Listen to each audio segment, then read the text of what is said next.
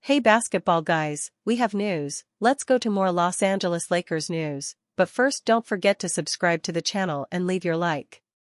Several big players are being considered by the Lakers, and executive Rob Pelinka is analyzing which would be the best options for the roster that will have Luka Doncic as the main piece. A big center would help a lot, and if he can sign too, that would be great, because he would have a solid and reliable option in the rotation. NBA rumors: Lakers are interested in two big men, Naz Reid and Myles Turner. The LA Lakers need to strengthen in the offseason with their limitations exposed in the NBA playoffs. There were no arguments with the LA Lakers' elimination in the NBA playoffs. The Minnesota Timberwolves fully deserved their 4-1 series win.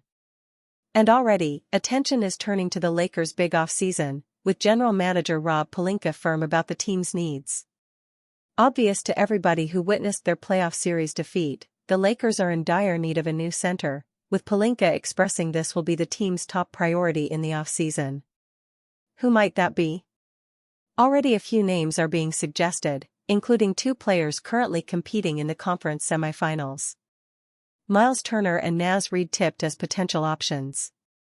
Speaking on the Lake Show postcast, Lakers expert Mike Bresnahan ran the rule over a list of potentially available big men. He explained that Minnesota Timberwolves star Naz Reid and Indiana Pacers center Myles Turner would be his preferred option. Turner will be an unrestricted free agent this summer, while Reid has a $15 million player option he could decline, to enter the market and secure a better deal. Bresnahan explained, Myles Turner and Naz Reid, those are two guys that I would center around. Myles Turner, he made $20 million this year.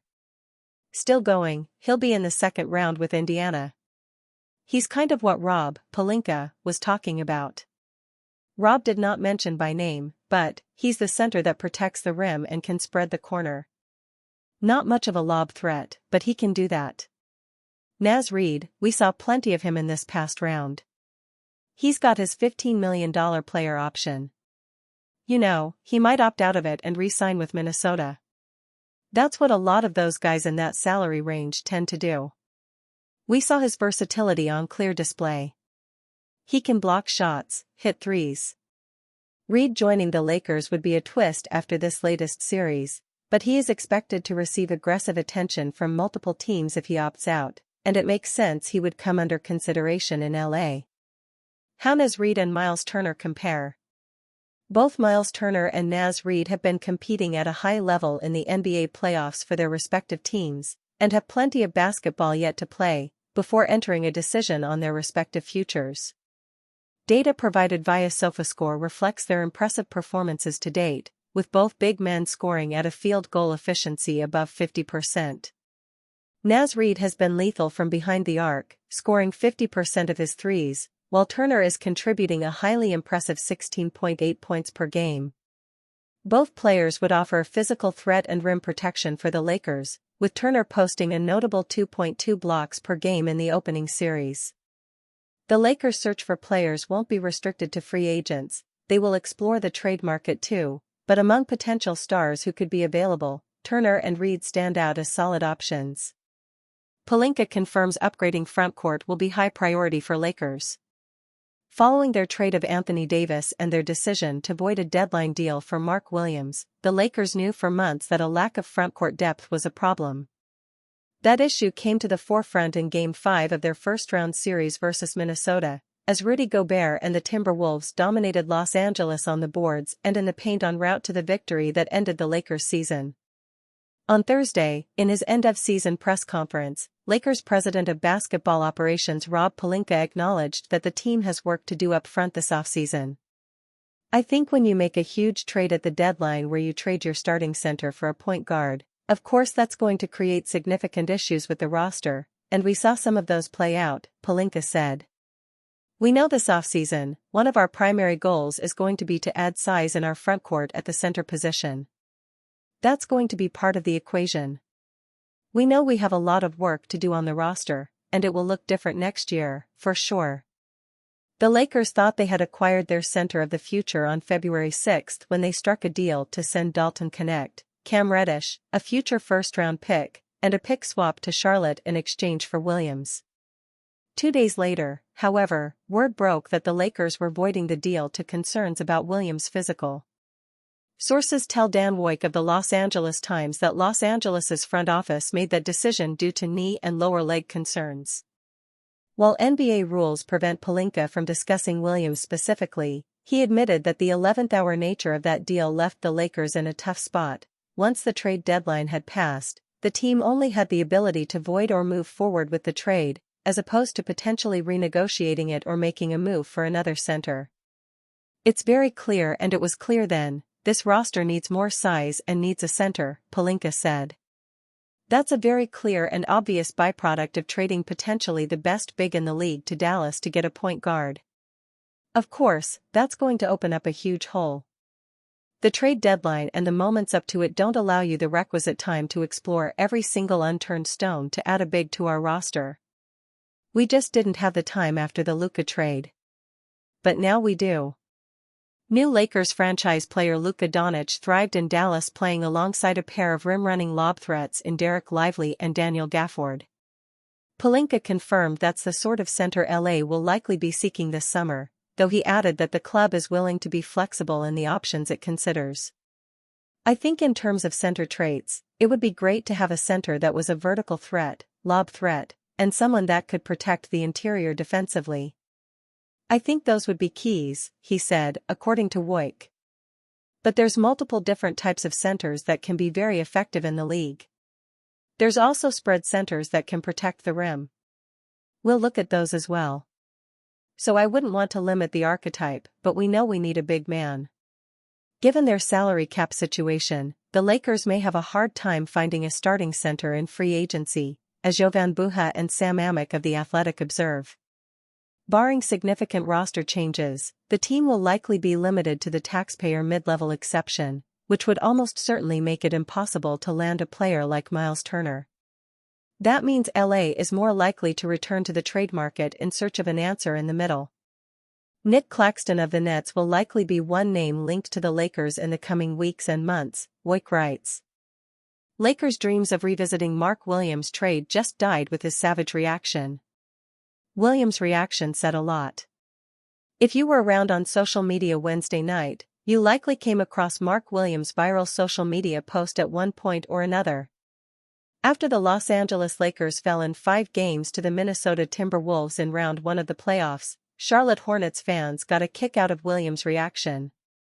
Directly after the game, he added to his story on Instagram, posting a meme that pretty clearly referred to LA and their situation.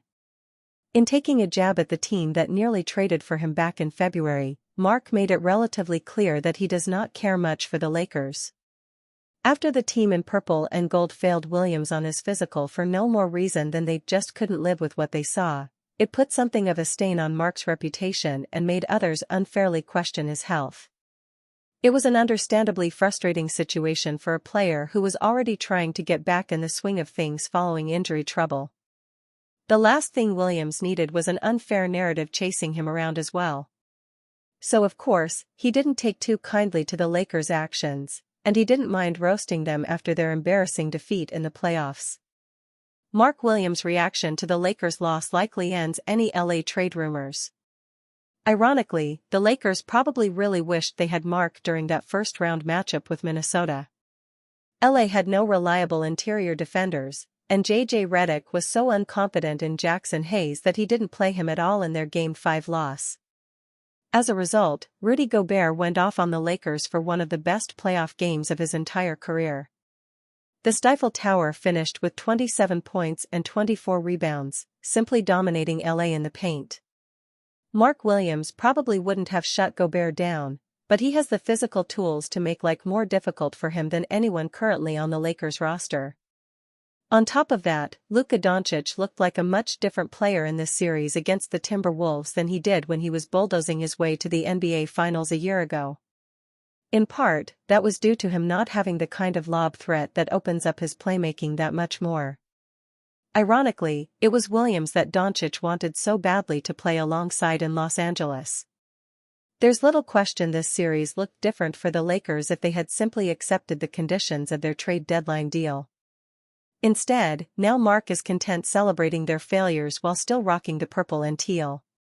All in all, this situation probably serves to confirm the Hornets and Lakers won't be revisiting trade talks concerning Williams anytime soon.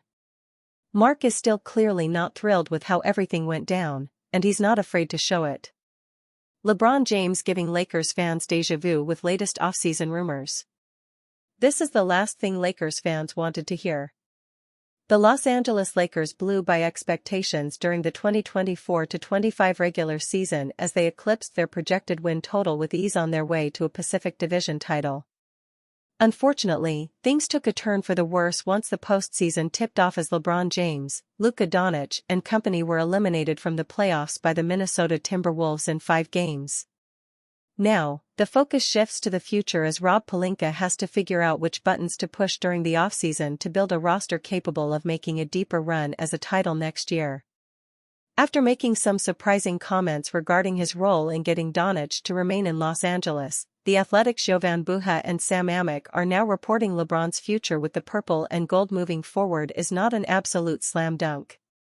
There's a possibility that James could elect to leave Los Angeles for another home within the NBA. So, might James think about finishing his career elsewhere in pursuit of a 5th ring? When posed that question, both league sources close to James and team sources would not rule that possibility out.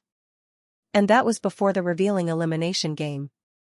Would James really consider leaving the Lakers at this stage of his career? Given how he has been willing to move around the league before coming to Los Angeles, it cannot be ruled out regardless of whether his son is currently on the Lakers roster. However, when you take a look around the league and see the position other franchises are in with regard to their current salary cap situation, organizations would have to jump through hoops in order to create the type of space needed to add LeBron to their roster at the price point he would deem acceptable. Barring James electing to retire from the league this offseason, it would be difficult to picture him suiting up for another franchise once the 2025-26 campaign tips. Yet, LeBron has shocked the basketball world before though when faced with decisions like these. We'll just have to wait and see what the NBA legend decides to do next, whenever that time comes. J.J. Redick responds to criticisms after Lakers' embarrassing playoff exit. Los Angeles Lakers head coach J.J. Redick won't let any criticism get to him following his team's early exit from the NBA postseason. Los Angeles Lakers head coach J.J. Redick talks to media members after defeating the Golden State Warriors at Chase Center. Darren Yamashita main images. Coaching the Los Angeles Lakers is one of the most demanding jobs in all of sports, especially when it comes to fan and media scrutiny. That's why Lakers fans wondered if J.J. Redick could handle the heat in his first year in LA, considering that the former NBA sharpshooter had never held a professional coaching position before. Despite the initial concerns, Redick exceeded expectations. He coached the Lakers to a 50-32 record, earning the Western Conference's number 3 seed to begin the postseason. Unfortunately, Los Angeles's playoff run ended as quickly as it began, resulting in Redick drawing plenty of criticism from fans and the media alike. J.J. Redick accepts criticism for Lakers' early playoff exit.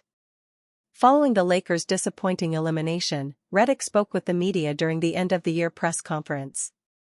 The 40-year-old head coach addressed the criticism he's received due to LA's poor playoff showing, and was more than willing to accept his fair share of the blame.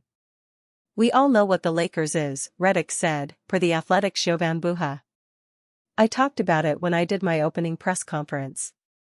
I know what I signed up for, and I know there's a lot of blame that gets placed on me, and I'm willing to accept that.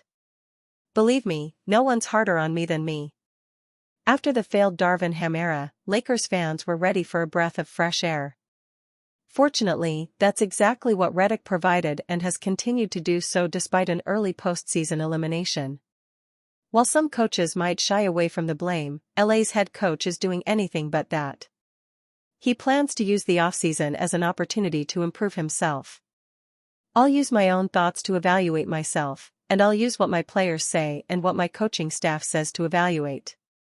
But I know I can be better," Redick said after Game 5. "I don't necessarily take any satisfaction from how the year went. That's not to say I'm not proud of what the group was able to do. But there's always ways to get better.